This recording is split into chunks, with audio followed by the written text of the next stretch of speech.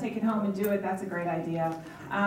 We have a few handouts, but really Nick just took it off a website. I'm not sure there's going to be enough handouts, so if you little groups could share, that would be awesome. But really, if you just Google University of Maryland salad table, it would be the first thing that pops up, okay? University of Maryland salad table. We will put it on the website. And I think that's everything that I wanted to say, so Nick, take it away. Do I need this? Can everybody hear me? Yeah. Okay, because I really don't like these things. So, Well, you're going to be using your hands, too. yeah. My name's Nick Francisco, and for those of you who don't know me, I've been gardening for, I don't count the years anymore, it's like my, like the lady's 29th birthday for the 29th time. So, you know, but I have fun gardening. It's been a lifelong work. I started with my grandfather when I was 12. It's been a blast, and I love to share the experiences with everyone that has any interest at all. One of the biggest complaints that I hear from everybody, because a lot of people don't have the time, they don't have the space, you don't want to tear up your backyard for a traditional garden.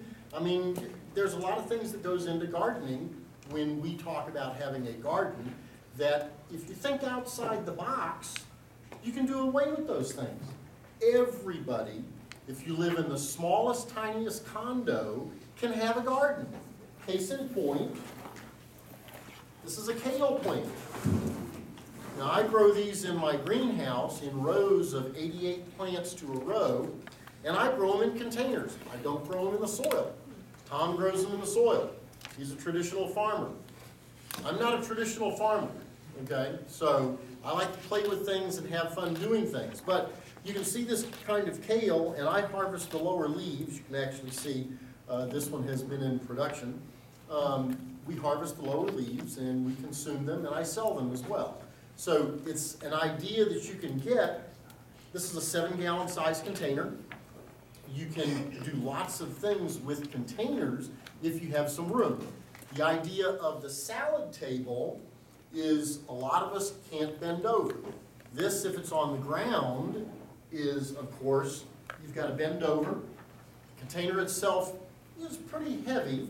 I'd say it probably weighs a good 40 pounds, about 50 pounds if it's fully hydrated, which you do want to keep them hydrated. So one of the things you can do with a salad table, and it's called salad table because of the depth.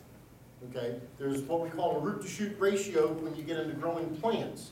There's a certain amount of roots that correspond to a certain amount of shoots. Salads or your vegetables that are your leafy greens do not take up a huge root volume per se. You can crunch it down. That's not to say that technically if you grow it outside in the soil, a lettuce plant is going to have a root system the depth of about 24 to 30 inches. Of course, this is only 6 inches deep. Actually, it's 5.5 inches deep. So nowhere near the depth. But we can crunch that amount of root system in here and still get a pretty decent leafy vegetable crop. So a 6-inch table, a 4-inch table definitely is only good for greens. If you go to the University of Maryland Extension Service website, and I love the educational system of this country. It is the best of anywhere in the world. We supply all kinds of information, you know, and it's just wonderful. So any of the IFAS, if you Google anything and it says IFAS on it, you can pretty much trust the information that you get. When we're dealing with the internet, you know, anybody can put anything on there. So who are you going to trust in that particular avenue? So if you want trusted sites, then you can always pretty much depend on the IFAS system throughout the whole country with that. So they put this table together. The plans are online. They're not my plans. They belong to the University of Maryland. But as long as we make, you know, notify you where we got them from, they were free to use them. So this is very similar to the benching system that we used to use when I started working with my grandfather many, many years ago. So our nursery was actually established by him in 1936. So it's been around for just a lot longer than me. But he used to build tables like this, and we used to use them for propagation beds. And he used to grow his seedlings in them, and we would pluck the seedlings and transplant them into thumb pots. Now the idea, I don't want you to think that this is just a salad table. You can use this for all kinds of things. Again, you just have to think outside the box. So doing that, you can use it as a starter plant, or to start your own plants with, pluck them out and transplant them. Like Tom's saying, now is the time for tomatoes. If you want to grow tomatoes, you need to be putting them in the ground pretty quick. So you can start your plants in here, you can pluck them out, you can transplant them, and here's a point for those of us who own homes, or a condo, or even a townhouse. If you have a hedgerow, there's usually a foot or so in front of your hedge that's wasted space. Nobody ever uses it. You don't have to tear up the whole backyard. You can go a strip, a garden strip, right in front of your hedgerow. You don't have to do anything except turn the ground over and plant some plants. It's a real easy way to have a neat garden in your backyard, use up available space, and if something happens and it doesn't pan out, or you don't want to do it next year, you don't have a 10 by 20 foot hole in the backyard of turf that you got to resod. Okay, so it's a neat little avenue for that. Okay, anyway, so salad tables. I picked this particular model as the 6-inch. To me, it has more versatility. We can make a 4-inch as well, but again, you're really stuck with only growing the leafy greens. 6 inches, you could possibly grow some peppers in. Definitely couldn't do eggplant or anything like that. And I doubt as though you would, I don't think tomatoes would grow in that root volume either. You, Tom? Yeah. You can also make this 8 inches, 10 inches, and 12 inches.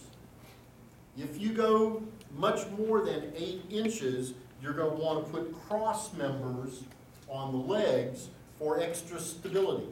Okay? This table is fairly stable, but it's only 6 inches. It's going to have about 7 cubic feet of soil in it when it's finished on the 6-inch model. So it's going to be fairly substantial when it's fully hydrated in that respect. It's really very easy to build, to me. You will need some hand tools. For those of you who are not used to using things, power saws are definitely beneficial. If you have not used one before, then I didn't bring mine with me. A hand saw is much safer. A little more energy required, but if you're not used to using power tools, a hand saw is definitely safer. One rule my grandfather always had was safety first. Okay, when we used to have to clean the greenhouse with cyanide, and we actually had a cyanide gas generator, which is what I grew up with, and we used to have to light that, and of course, you had an exit path. Safety first. Always know what you're dealing with and how toxic these things are. So this one is a Sawzall, and it's safer than the circular saw in that respect, if you happen to have one. I'm going to have these tools with us for the workshop, although if everybody agrees, I will probably have all the lumber pre-cut if you come to the workshop, just to make it easier from the safety standpoint. Can you ask Home Depot or wherever, not you, but can we ask them to pre-cut our pieces for us? Is that something that... You can ask the lumber companies to pre-cut. However, Granddad's rule was measure twice, cut once. And, that way you didn't have any incorrect cuts. These, okay, 1, 2, 3, 4 pieces have to be exactly identical. I don't know if everybody can see this or not. They have to be exactly identical because they fit in between. So if one of these is not cut at exactly the same length, then it's not going to fit together right. It's very easy for me because I just set up a little jig and we go zip, zip, zip, zip, zip. Okay, so when I do benches for my greenhouse, I will do probably 100 benches at a time. You know, because it's a greenhouse, it takes a lot of benches. And I try to replace them all at once, well, in rows, in series. They're made pretty much similar to this, except they're much sturdier than what these units are. So, but that's the idea behind it. So you want to make sure that you have precision cuts, and it's really not many cuts. What's that? I said I could see me with doing precision cuts. Well, that's why I'm saying if you come to the workshop, Mary Janine and I were talking, and we will probably have the lumber pre-cut for you. Okay, so it will probably pretty much be assembly unless somebody really wants to come help me cut wood. Yes? If your cut's straight and you can make one cut for a half and then put them two on top of each other and get a good measure on your next cut and have 4 pieces in Yeah. 2 cuts. But you might have to cut the end again if you were a little off somewhere. Well, that's why I just set it up with a jig. Okay, and I mean, it's easy for me to do that because I already have the setups in that respect. So that is the most effective way to do it if you're going to do them in mass. What's a jig? Oh, good question. A jig is, to me, a jig is basically an assembly to where I take a piece of wood that I want to cut and I slide it in. It's pre-measured. I have a pillar here. I put the piece on my bench, say my saw is here, and I use a table saw or a radial arm saw. Thank you. So I use a radial arm saw. Radial arm saw is much easier to set a jig with. I have an extended table. You put a stop on this end. You put the board in, zip, and it's cut. Okay, and I can cut on 6-inch materials. I can cut 2 boards at a time that way. So what you do is you count the number of pieces you want, you slap the wood in, cut it, and take it off and stack it. And then you put them, you just assemble the pieces into different kits. Okay, so that's basically what a jig is. There's many, many different types of jigs that you can do. Okay, did that help you? Okay, so It's a saw with stops, so you put the wood in it, it stops at a certain spot, and then you cut it, and then you just put the wood, slide the wood down, cut it again, slide the wood down, cut it again, until you're out of wood, then you get another piece of wood. correct. It does help if you have somebody counting, or if you ever, you know, I need so many pieces of this one, I need so many pieces of this one, and it's just production oriented in that respect. So, okay. The drawings that they have online from the University of Maryland uses screen or is anybody familiar with the DeWitt weed mat? It looks like a woven fabric material. You can see it on the bottom of sofas and on the bottom of your bed. It's a real thin white material. In the garden, what we use is a material that's about 4 times the weight of what you have underneath our furniture. Okay, so it's much, much heavier. It usually has ultraviolet inhibitors in it as well, so it doesn't degrade quite as fast. However, it still degrades fairly quickly. I don't care for it. I use this commercial grade weed mat. It is not earth friendly. It is a petrochemical material, but it will last. It lasts on the floor of the nursery for about 10 years with foot traffic. Okay, so it's very, very durable. I don't want to have to rebuild this bench next year. Okay, I get an average of 15 years out of the benches that I build in my greenhouse. I can't afford not to. This bench is not going to last quite as long because we're actually growing food in it. Notice this is white pine. It is not pressure treated. There are no chemicals in this wood. We're going to be consuming the food that is grown in this. Our children or my grandchildren are going to be consuming the food that's in this. I do not want to contaminate their bodies, nor mine, or anybody else's that I am familiar with. Yes, Tom? Pressure-treated lumber changed from the copper chromated arsenic, Yes. which was very, very Very poisonous. Nowadays, it's treated with copper, which is a little Little more less. benign. But yeah, if you have old pressure treated around, be extremely cautious. Yes. So what about the bottom? You said it's petrochemicals. Oh, you mean the legs? Oh, I thought you meant that plastic. Oh, the fabric. One of the things that is different with the plastic materials is that they are non-volatile. Okay, in other words, the fumes, they don't fume.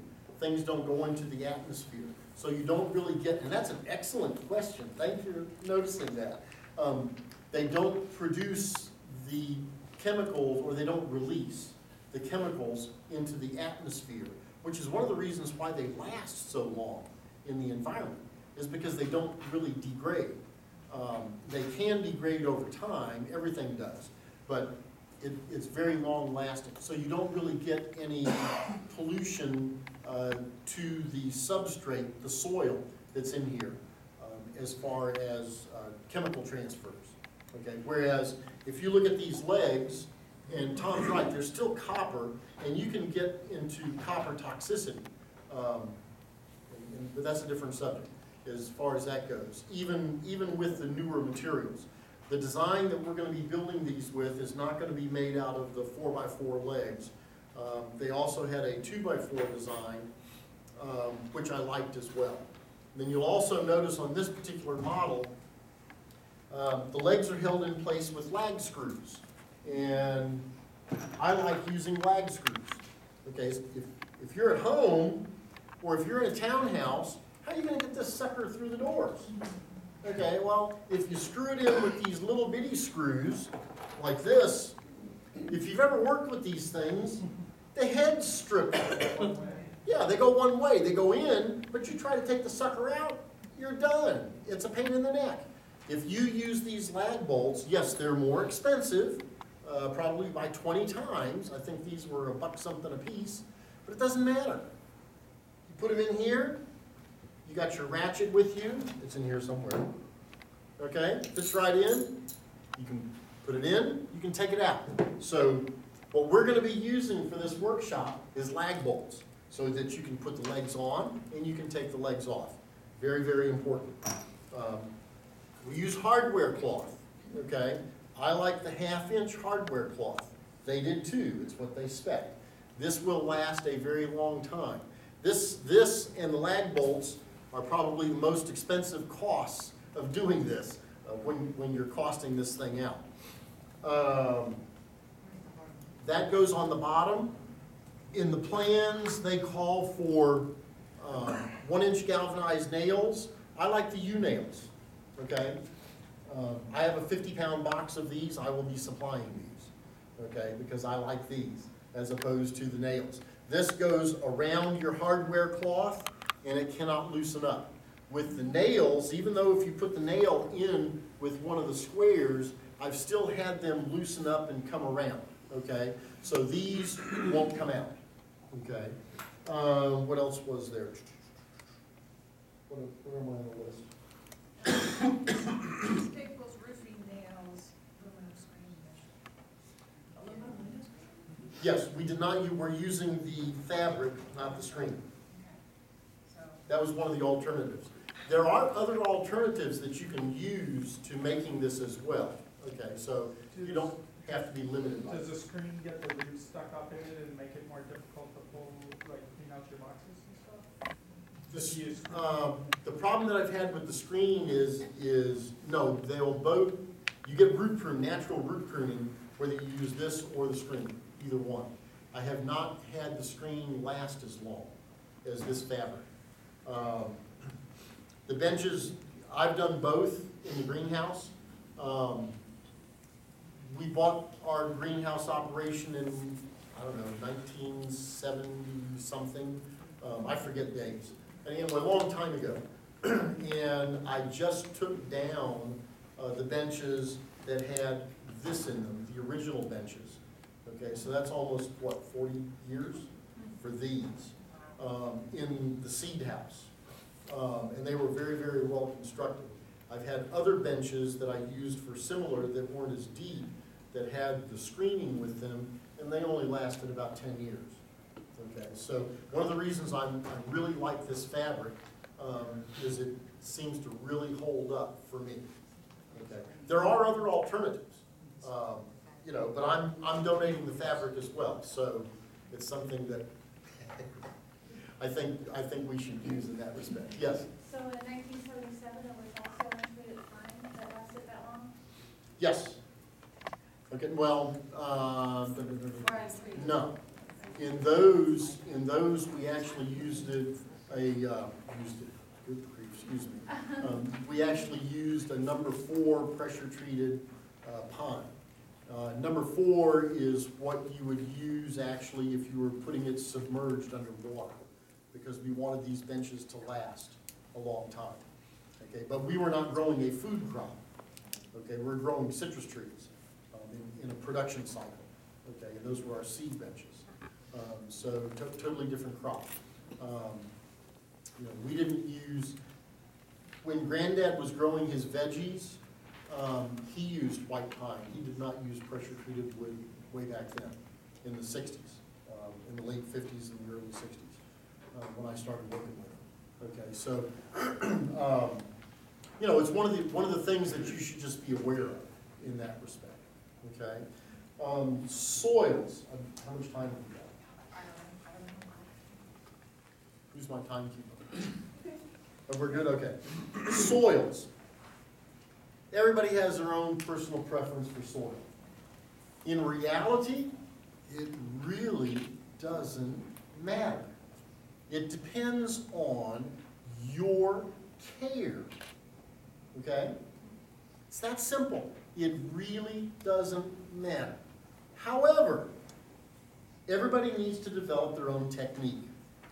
I personally don't like heavy soils. I don't like sand. I can grow fantastic crops in sand. Tom can grow fantastic crops in sand. We live in Florida. We have sand. Now you can improve the sand, and he composts, okay, and he improves his soil, but he's basically growing in sand. Can you grow good food in sand? Yes, you can. He's developed techniques that work for him to grow a good crop, a healthy crop. Okay, I don't have that expertise. Personally, I use amended soil. Hence, I grow in containers because I mix my own soil. I use a very similar mix to this, which is a Favored soil. It's a bagged soil. There's a couple other counterparts, and you can pretty much tell by the cost of the bag. This bag, I think, is $14 to $16 at the nursery. And I don't know prices. I'm semi-retired, so a lot of those things, when I retired a few years ago, have gone out the window. Having to learn prices and work the cash register is one of them. Thank you. So you usually tell by the cost of the soil. Home Depot, Lowe's, all have a similar soil to this. They're all anywhere from $14 to $18 a bag. Why is that? It's the cost of the ingredients. That's simple. So you can tell the kind of soil I like, and I brought some of it here so that you can come up and touchy-feely it. I like it because it's well drained. It doesn't get super saturated, so when I have it outside and the monsoons come, I don't have to worry about it getting too wet or waterlogged. Then if it gets super duper dry, I don't have to worry about rehydrating it. I don't know, have any of you had containers that you've had out there and they've gotten totally dried out and then you can't get it wet again? I mean, that's terrible. If you have a really heavy mix, and I've found that with some compost, because a lot of people like to use straight compost, and you can plant right in compost, but if it gets super duper dry, like right now, I don't know how long it's been without rain. I mean, I've been gone, I've been playing, and I don't have a suntan, I have a ski tan. So, you know, Florida boys do like to go skiing once in a while. So, but while I was gone, my grandson was telling me, we haven't had any rain. Well, we have an irrigation system, so I don't have to worry about that. But at home, if you've got containers out there and they get super duper dry and you have a really heavy soil, they can sometimes be terrible to rehydrate or to get that center of the root ball, once it becomes dried out, to get it to take moisture again. There is one particular thing with plants. When I was in college, we call it the PWP, or the permanent wilting point. If you let the soil volume get so dry that this plant starts to wilt, most times it will recover. If you let it wilt too much and it hits the permanent wilting point, the meristematic cells die. Once that happens, it's toast. Okay, so if it falls down and droops and it gets super dry, you rehydrate the soil. Sometimes you have to get a big bucket, lift this pot up, put it in the bucket, it will float, wait till it sinks, then it will be rehydrated. That's the easiest way to rehydrate a heavy soil that does not have a, what's the word? Can you think of the word, Tom? Where water soaks in? Permeable. Permeable, okay. It's like water permeable. The water has to soak into the center of the soil. And it's very difficult to get that root ball rehydrated, okay, with that. This fabric, is the water gonna come through? Yes. Overall?